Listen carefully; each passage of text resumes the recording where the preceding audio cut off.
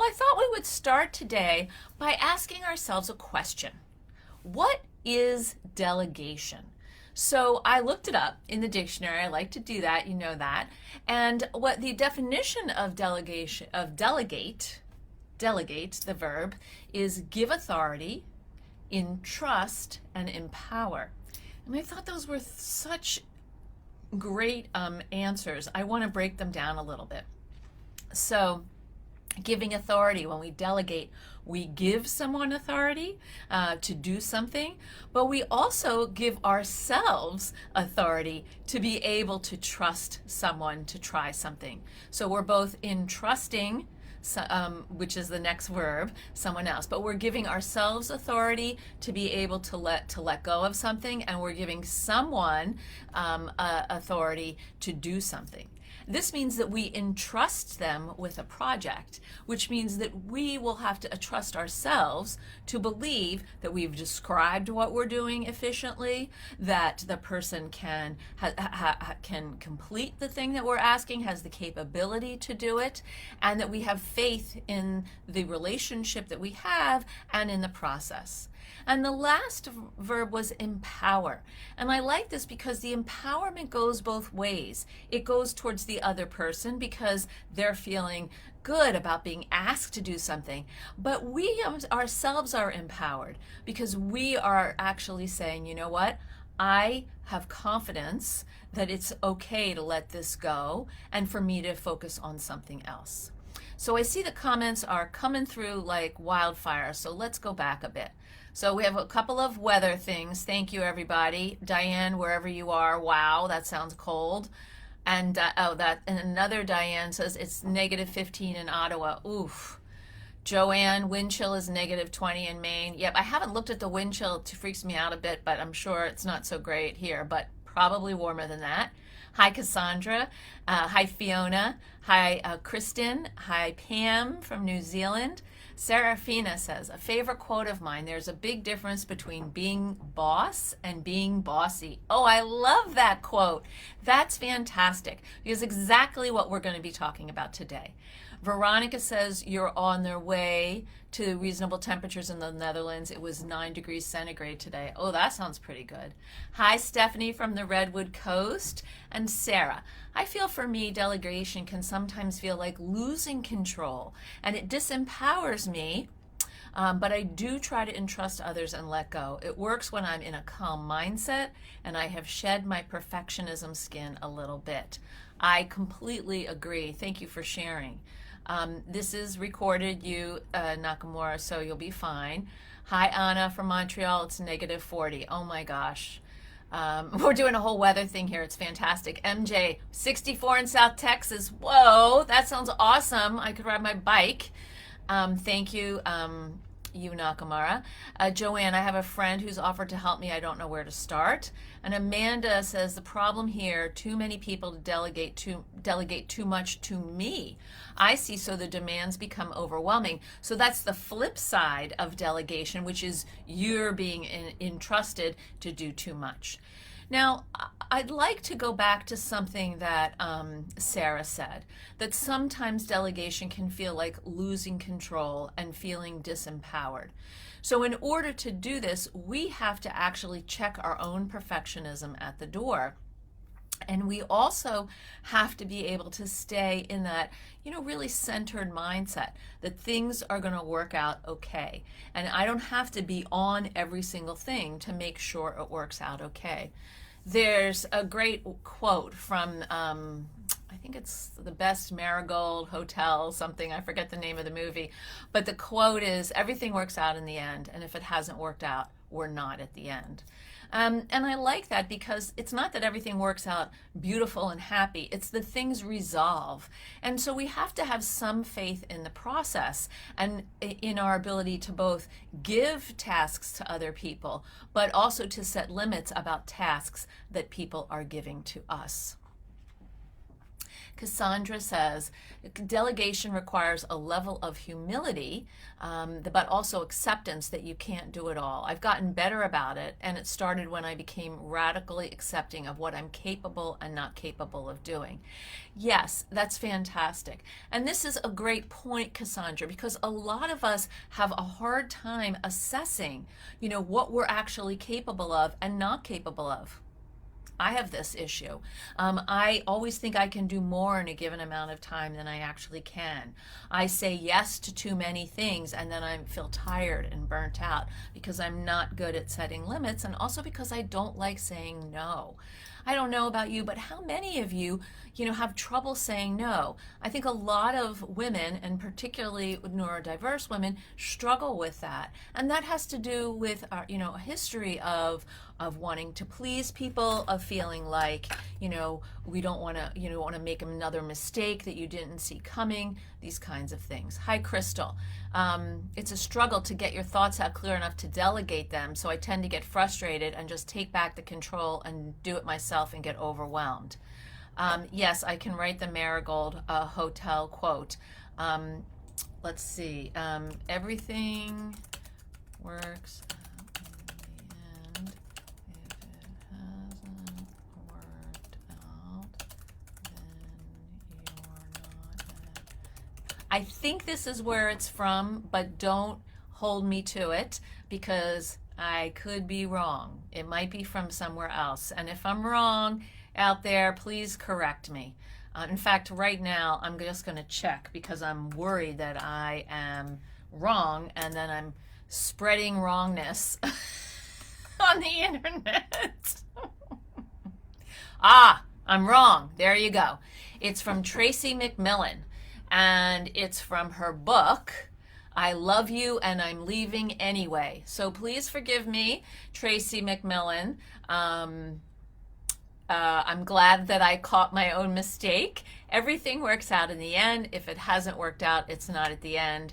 Tracy McMillan, I love you and I'm leaving anyway. And I'm leaving you anyway. So I'm going to put that down here as the source of that quote. So I apologize. I thought I heard something like that in that movie, but I could be wrong. I'm obviously wrong. So let's see. Okay. So this idea that you can't get your thoughts out clear enough to delegate your expectations has to do with the challenge of prioritizing when you have a lot to do and the overwhelm that you're feeling. Excuse me, I'm just going to put my heater on 1 second. I realized that it was getting dangerously cold in this room with many windows, so thank you for that. So one of the things that happens is that we go into overwhelm freeze. There's so much to do. We don't know where to get started. Everything seems urgent and important. And then we're stuck because we actually need help figuring out what is the important thing that we want to pay attention to. And yes, Sandy, with your disabilities, that can be hard. Thank you, Attitude. Karen, I have a hard time just staying focused in one room. I walk out of the room and then something else, and I'm doing,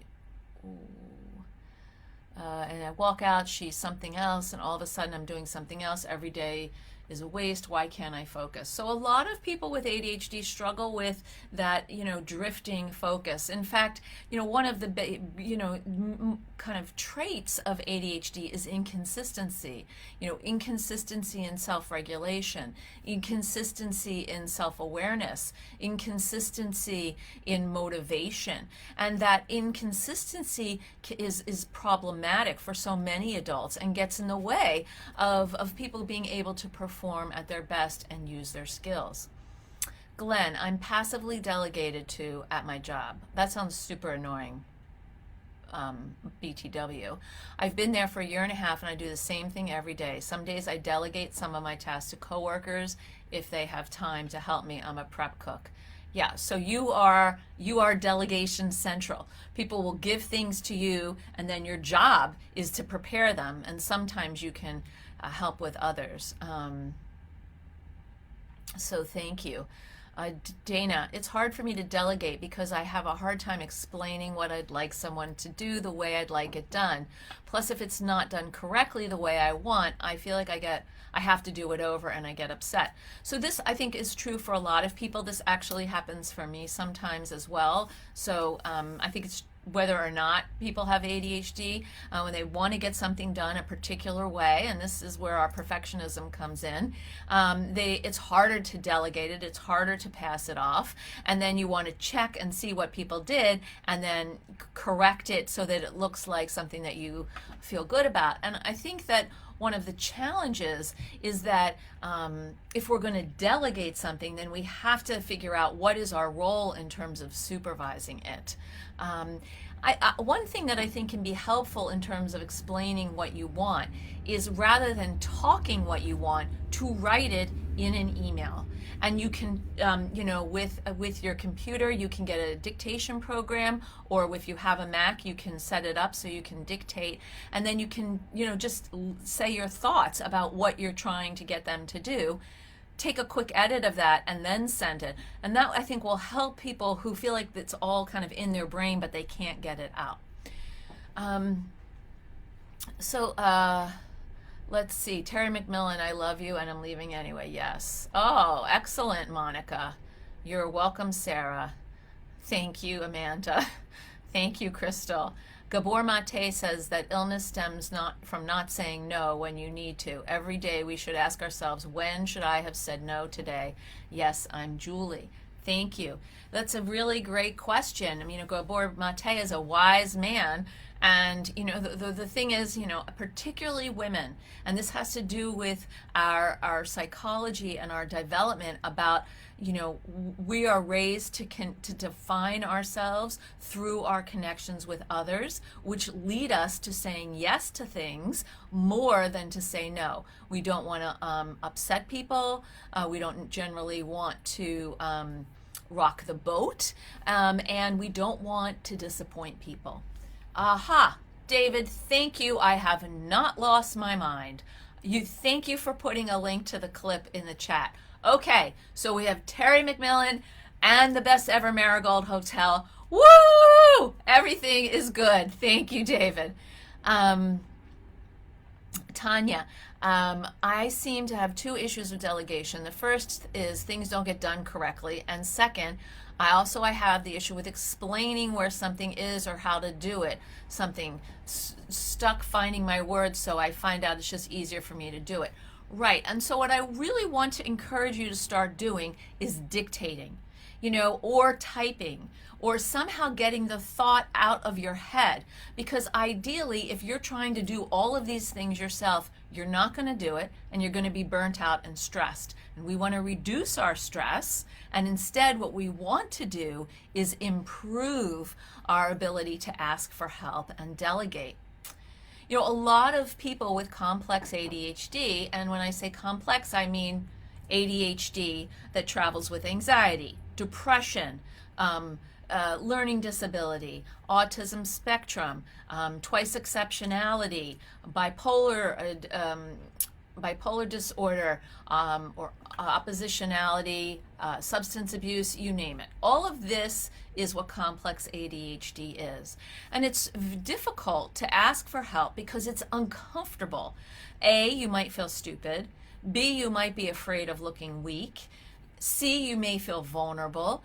And D, you may feel ashamed that you actually need to ask for help, that somehow other people are able to do all of this together, but you are not. Many adults either refuse to ask for help, reject it when it's offered, or pretend that they've got things covered when they don't. Of course, kids do this too.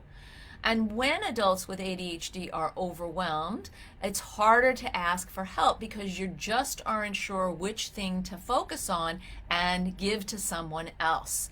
So there's a sense of flooding by the work or the tasks. They all seem big, they may all seem important, and you may go into overwhelm freeze where you're just like, I don't know what to do. I don't know what to give away.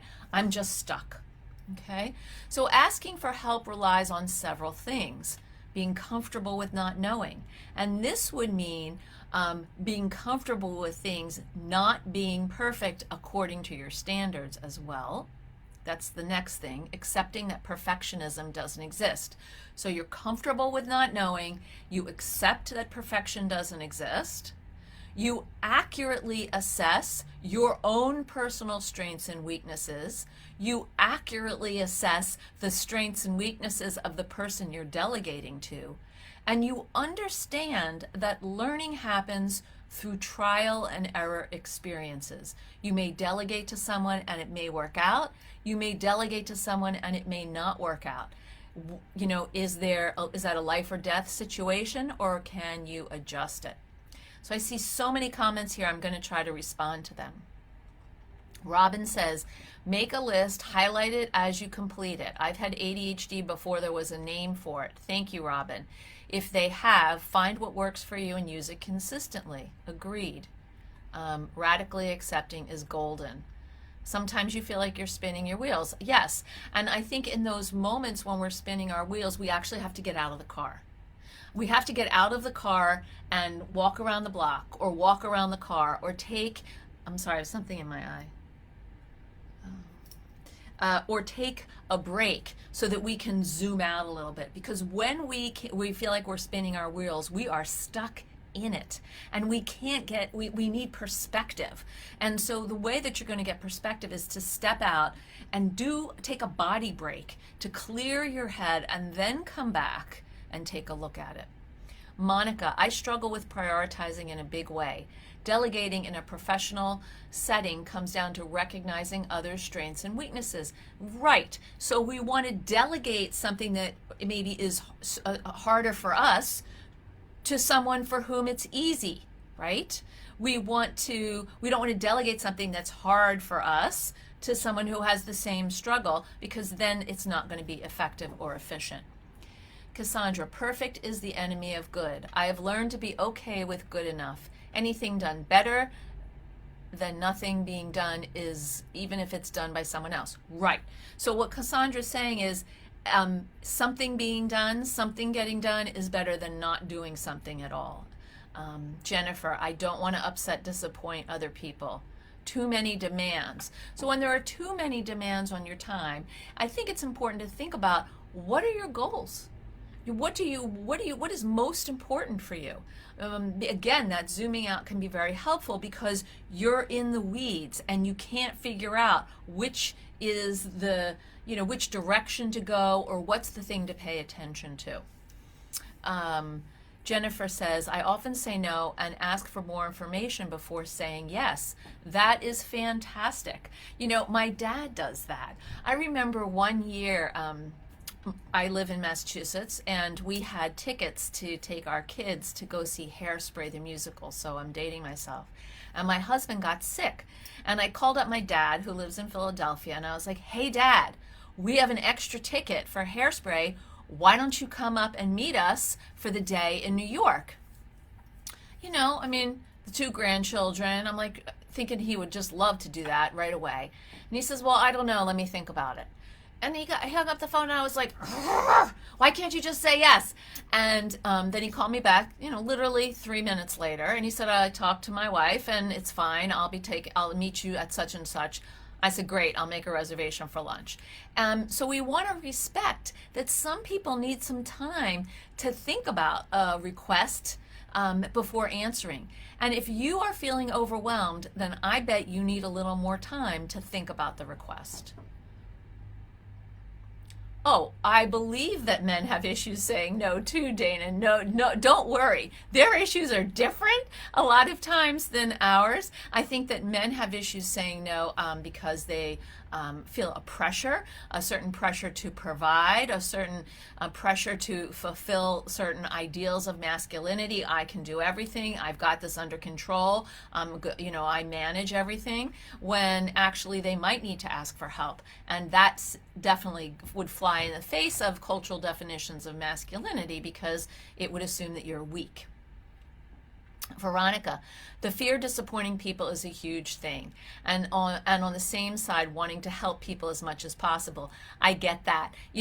That's I really do. I feel that, and it's something that operates for me. Serafina, do the most unpleasant or hardest task first to get it out of the way. Then you will feel good about accomplishing something difficult and build on that feeling throughout the day. That is a great point, although sometimes, Serafina, some people like to do something easy to warm up, and then they tackle the harder thing because they kind of need to get in a flow, and then they tackle the harder thing, and then they can go on to something medium. Let's see. Glenn, thank you for sharing. Veronica, unwritten expectations are the norm working in academia. I think that's absolutely true. The sort of publish or perish or whatever your job is, but there are expectations really everywhere for everybody, and sometimes those expectations are not spoken clearly or laid out, and that can be difficult for people who struggle with social anxiety or reading interpersonal cues. What do you do when you get shamed for asking for help and literally have no source of support? Well, first of all, Kai, I'm sending you a big hug because I feel sad to read this. You have our community here. We are a source of support for you. What kind of help would you like to ask for? Because if I had a sense of what that was, I might be able to direct you in a different into a different arena. Excuse me. Expectations. The ADD shutdown, very familiar. Yep, that's that overwhelm freeze. Sandy, yes, the circles I'm in are seemingly full of highly capable people. It sometimes gets me down. I work on not comparing myself to others for better health. Yes, we don't want to get into the compare and despair, and a lot of us do that, and not just everybody. I think, and that's why social media is so popular, because everyone's looking at everybody else, right? What does the shutdown feel like to you? Are you asking me that question? Or do you want to ask our peers? So what do all you have to say about what the overwhelm freeze feels like to you? So for me, the overwhelm freeze, feels like my brain is like going to explode. And I have to do a couple different things. Sometimes I just need to lie down on the ground, on the rug, and breathe. Sometimes I need to go outside. Sometimes I can just make myself a cup of tea and look at a magazine, but I need to get myself away from the thing that's overwhelming me, because I feel like I can't think. There's like a what do I want to call it? A vice on my head. Kara, for me, I don't like to ask for help because many times others aren't reliable or to even do what I asked. So we want to be selective about who we ask for help from, and somebody we can depend on. And I think that that we want to start by asking for small things, because we don't want to be disappointed, right? Because then we're not going to ask for help again. So we want to start by asking for something small or delegating something small, see how that goes, and then come back. So what counts more than perfection is progress. Perfection is impossible to achieve, and if that's your goal, it's going to be really easy to freeze up out of fear of not achieving it. Instead, focus on smaller, reasonable goals that you can actually meet and that you can give to other people, right? Making some amount of progress on a task is always better than striving for a perfection and getting nothing done. Thank you, Monica. Susan, I've trained others so that if they don't do an assignment, I will, or if they don't do it well, I will. Perfectionism and control. Probably, we basically tell people, we model for people, oh, if you don't do it, I'll do it because I want it to get done. And if you do it, I'll still look at it to see if it's done the way I want it to be done. It's hard to let go of that, but at some level we have to decide what are some things that we can release and let someone do, and however they're done, I'll accept it. I mean, you're gonna review it anyway if you're a supervisor, but to sort of let it go out there a little with a little bit more trust and free and hope that it becomes what you want it to. Okay, so Cassandra says, research the effects of perimenopause and menopause on ADHD symptoms. As estrogen drops, it will get harder, but I've heard it does get better at some point. There are minerals for our brains. Attitude has articles on this, I'm sure. Yes, it does. It has many.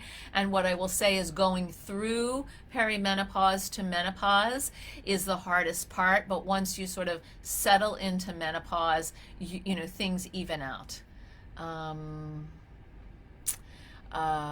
Let's see, what do you do when you say yes and then later realize you wanted to say no and hold back in fear of hurting someone's feelings, suffering in silence? Crystal, that's a great question. And I think one of the things that we want to do is to give ourselves a little more space to reflect on something before we say yes, right? So buy yourself some time, and then if you say yes and you realize you've made a mistake, you can go back and you can say, you know what, I think I am overcommitted. I'm going to have to withdraw from this commitment. I know that's disappointing, but here's someone, blah, blah, blah, who could do it. Monica, I always need time to decide. It can lead to social angst and rejection sensitivity dysphoria.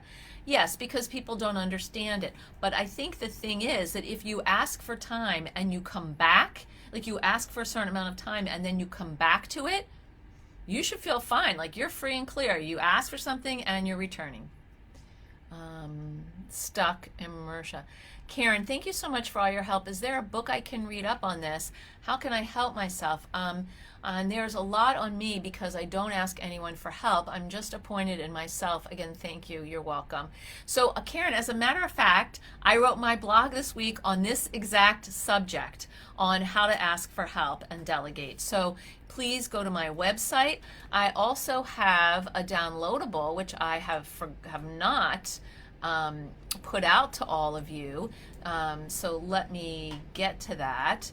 And it is on, it's a little bit on why multitasking doesn't work and how to create productive routines while living with ADHD. So I've just put that in the comments. Let me say a few more things. So there are things that interfere with delegation, and there are some tools that we can use to overcome them. So the first thing is a lack of clarity. So if you're generally confused about what to do and what would be useful, and you're feeling that overwhelm freeze, it's tough to prioritize. And so, people may reject offers for assistance because they're unable to process anything else in that moment. They're like, no, stop, it's too much, right? So if what you want to do instead is to break things down, do that brain dump of all what you're thinking about. Then, ask someone to help you prioritize, to highlight it, highlight those top things in yellow, make a smaller list with the top 3 things you need to get done, and then take those top 3 things and see, what of these top 3 things, what are some of the components of those, who could help me with that, okay? So, when you can name the task, decide what is needed for the task, understand when it's due, it's easier to ask for assistance from an ally.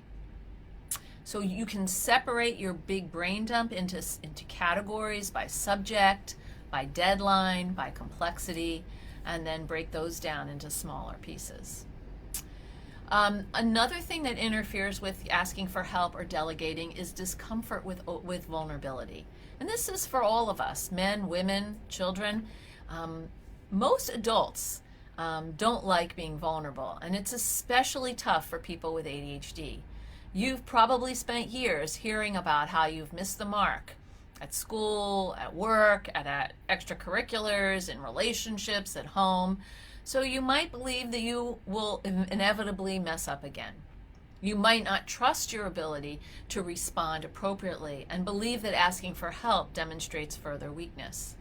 I'd like you to reframe your vulnerability as a strength. It takes courage to be accountable for your limitations and stay open to assistance. Just today, in this Facebook Live, you helped me. I realized that I think I made a mistake. I wasn't sure about that quote. I looked it up. I gave you the correction, and then I think it was David who actually told me, no, it was from that movie, and it's in both places. So, you helped me. And the thing is, I had to be vulnerable because I had to realize, what? I think I might have made a mistake. And to share that instead of pretending like I know it all, which I don't. And you were all kind. You were kind. So we want to assume that people would prefer to be kind rather than being nasty. And people who are nasty are just disconnected, and you don't need that kind of toxic energy in your life. So instead of seeing help as a manifestation of weakness, focus on the strength in authenticity and knowing when you can't do it alone. I do this work because I believe in being authentic and in helping people to discover, develop, and share their authentic selves in the world. Asking for help is part of that process. You can't do it alone. So let's look at a couple of comments. Wow, there are 44 comments. There's no way I'm going to get to all of these. All right, Jenny, I'm a registered nurse and Monday through Friday, the charge nurse. Wow, God bless you. Thank you. I'm so overwhelmed by a huge portion of your day, and feel like I'm shutting down more often lately. So Jenny, if you're the charge nurse, I'm going to ask you, what are the things that absolutely are within your purview, and what are the things that someone else could take care of and report back to you? I also want to make sure that you really take your breaks when you get them, and if that means going to the cafeteria, if that means leaving the hospital and sitting in your car and listening to some music, whatever it is, you may want to make sure that you are actually giving your brain a break, a rest. The shutdown feels like paralysis, LaDonna says. Thank you, LaDonna. I cannot do anything at all once I become completely overwhelmed. So that's part of that sort of overwhelm freeze. You're just, there is that shutdown and you can't do anything. When you're feeling that shutdown, the first thing you need to do is leave the room that you are in. Whatever room you are in, wherever you are, you need to excuse yourself and go somewhere else. If you're in a meeting, go to the bathroom. If you're in your house, in your office, or you're on your computer, close your computer and go into a different room. Change your location. For those of us who raise children, we would always, when kids are crying, there were sort of 4 things that we would look at. 1, were they hungry? 2, were they tired? 3, did they have a messy diaper? And 4, do they need a change of environment? So when I happen to be with my grandson and he's crying, I might just take him into a different room and look around or step outside if it's not negative 12 degrees or whatever. Do you understand what I'm coming from? The shutdown happens to me a lot, Veronica says, because it's like there's a minimum number. Ugh. All right, Monica, send it again. Sorry. Cassandra, I cannot focus on even the smallest task. Even showering feels like way too much. I don't sleep well, and sleep is what I need to function. Everybody does. Everything feels loud in my brain, and nothing can turn it down. I have to take time to reset my brain by breathing or walking or finding something I can do and finish quickly and feel the dopamine from that. That usually helps. Sometimes it takes a couple of days to break out of the paralysis. Thank you for sharing. So yes, you want to maybe, if you're feeling overwhelmed that you're getting nothing done, find a task that you can do and complete it so you feel like, okay, something has happened. Dana, this is what troubles me. Help nowadays is sure, I'll email you a slide. Everything is technology, no more interpersonal person help, and that's how I function best, not with 30,000 emails. Oh, yeah, me too. So yeah, the email thing is crazy and they pile up and they're overwhelming. And so One of the ways that I try to manage my email is to basically set 30 minutes in the morning, and I go through my email, and then I try really hard not to look at it every hour on the hour, but to come back to it maybe at lunch for 30 minutes and then at the end of my day. And I'm not great at that because I will look at my email throughout the day because I hate having it be so many emails. But the goal is to really sort of chip at it, in time chunks. Maybe 30 minutes is too long. Maybe it's 15 minutes. You can use your time timer. Hello, love this, to help you. I have that now. Feel pressure in my head, brain fried, even eyes blurry after being the eye doctor. Tylenol doesn't touch, body feels rigid, tight, stressed, I walk. Yeah. So we want to actually, what happens is your brain is in an amygdala takeover when you are in a freeze, because it's fight, flight, or freeze. So the freeze is that shutdown. It's a very sort of young way, psychologically, it's a way that we developed when we were young to cope with things. And so what we want to do is to try to, slow down the stimulation and shift our location. So Bob says, great discussion. I think I read way too many superhero books. I read way too many superhero books, and those stories, no matter how hard things got, the hero would always find the inner strength to prevail. It's not the way the way the world works. I tend to hunker down in my bunker and try to tough it out alone. Toughing it out alone is just hurting you. We've got to communicate. We've got to lean on each other. So let's look at something else that I think contributes to this tough it out alone, not asking for help thing, and that is being overwhelmed by shame. So many neurodiverse kids and adults, particularly adults, and if you are diagnosed later in life, especially, this might have to do with you, live with a deep-seated shame about being different, about having messed up, about making mistakes. We don't practice forgiveness with ourselves. We're mad at ourselves. We're mad at others who've hurt us.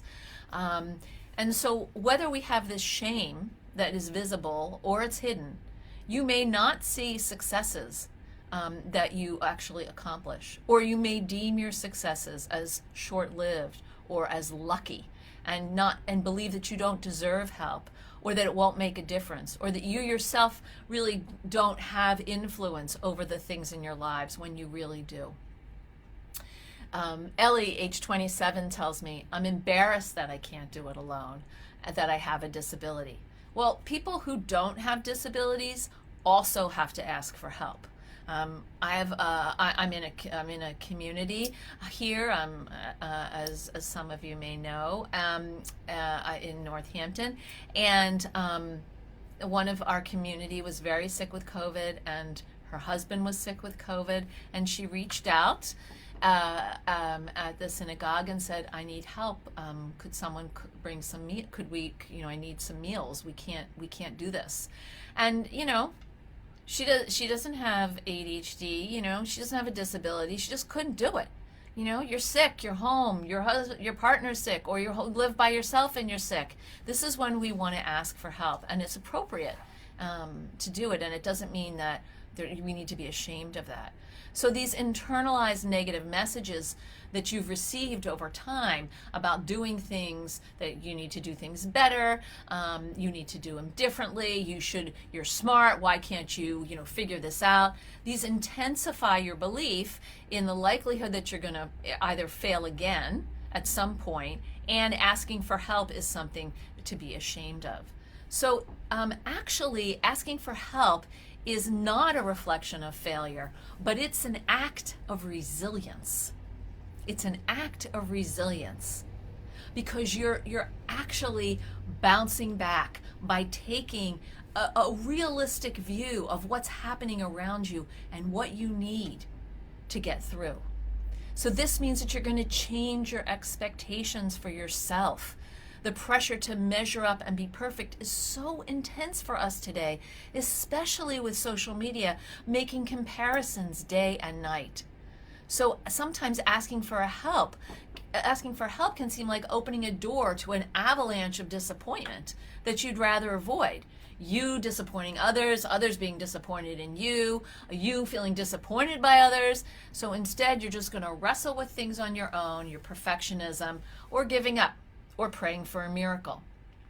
So the most important thing to do is to pick yourself up, to really evaluate what's going on and make different choices as you learn from your experience. This is where our metacognitive abilities, which we have as adults, really can serve us, okay? So we want to stop worrying about disappointment and pivot to what's needed for optimum productivity and best performance. Ask yourself, are my expectations of myself realistic? Are my expectations of the people who work for me or I supervise realistic? Create goals that are within reach and emphasize the process of doing something, that efforting, rather than just the product. You may not be able to do it alone. Most of us can't, so that's okay. Who is one person who can assist you? One. You want to start with one and delegate something small to them so that you can build some trust that they'll actually follow through. All right, let's go back to some of the comments. There are 69 comments, which is incredible. Let's see what some of the questions are. It doesn't occur to me to ask for help when I'm in that shutdown state. So thank you, Julie, for saying that. So here's the thing. Let it occur to you. I am helping bring awareness to you right now to light up your metacognitive ability, that self-awareness, that self-evaluation, to say, when you're in a shutdown mode, ask for help. Who do you want on your speed dial that you can call when you're in a shutdown mode? What are activities? Have shutdown mode as a note on your phone and people to call, self-soothing activities, options, other options that you might need so that you can actually do them. It's hard to delegate, to trust others. I'm also afraid I'll forget something and not be clear. So one way that you can handle this, Esther, is to either, what I talked about earlier, write it down, dictate it, review it. Then then you can ask the person if they would send you back an email confirming what you're asking them to do. And that can be in conversation as well. You speak something, you ask them to, confirm what they've heard you ask for, and then you'll know if they've heard you and you've communicated clearly. Yes, your comment, Veronica, got deleted while I was reading it. I'm very sorry. When I talk to my counselor, I'm all over the place. Sometimes I think it's hard for her to keep up.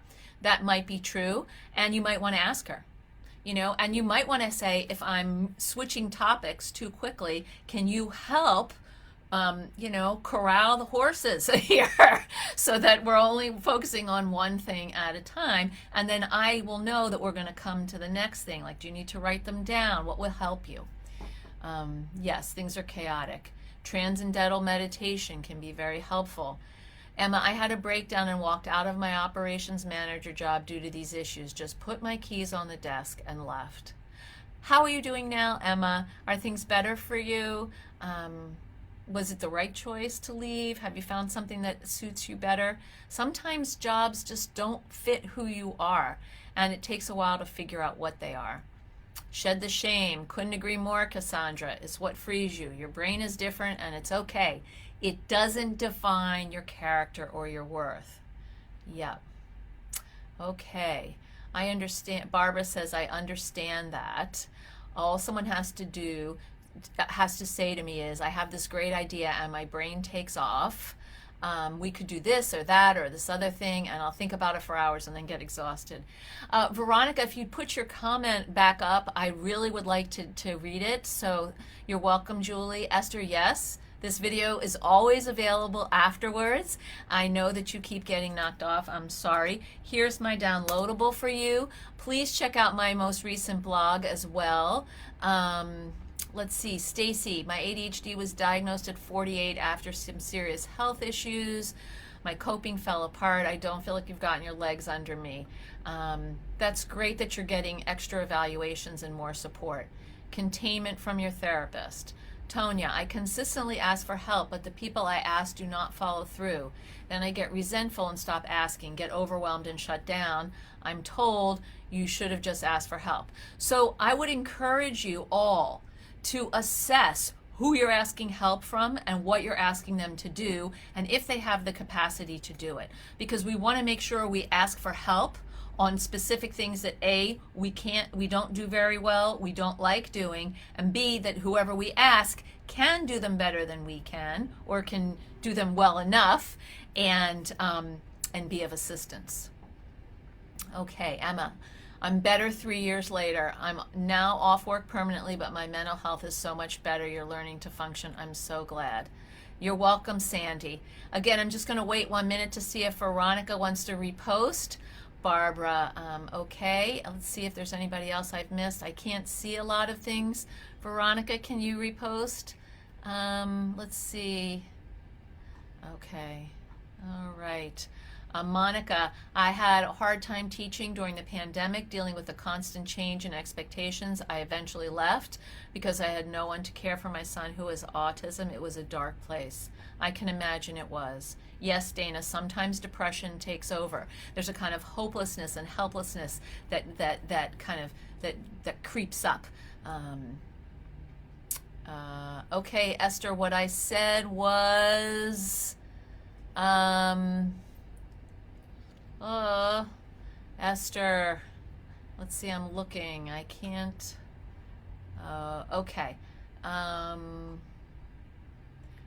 Veronica said, someone once told me that other people are also happy to help as I am to help other people, and that stuck with me. That's right, exactly right. Okay, Stephanie, thank you, Moran. Esther, if you watch on the replay, I definitely replied to your comment. If you put it up right now, I'll try it again. Stephanie, sometimes it's so overwhelming that I haven't even known what to ask for. Right. And what I want to say, break it down, break it down, break it down. Do a brain dump, then take one or two items from that list, put it on another list, break those down. We want things to be smaller. That's what is the antidote to overwhelm. Okay, Veronica, thank you. But essentially, I shut down fairly often because I need a minimum number of commitments to keep from getting bored, and then one more thing is too much. Great. This is actually a great comment that I would love to end on. So what you're saying, Veronica, is that you like stimulation, but what happens is you take on too much stimulation, and then you have to backpedal or you start to freeze. So what I would encourage you to do is to really think about, how much stimulation can you handle at the same time? In the downloadable I gave you about multitasking is a myth. So, lots of people feel like they can do multiple things at the same time. Those things exhaust our brain.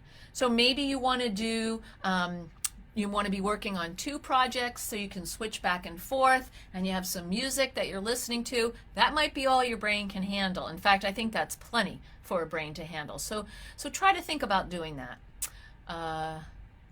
You're welcome, Moran. The next one is next week, and then we'll be off for a couple weeks and then back. You're welcome. Thank you, Monica. Leave the car when the wheels are spinning. I'm glad you're here.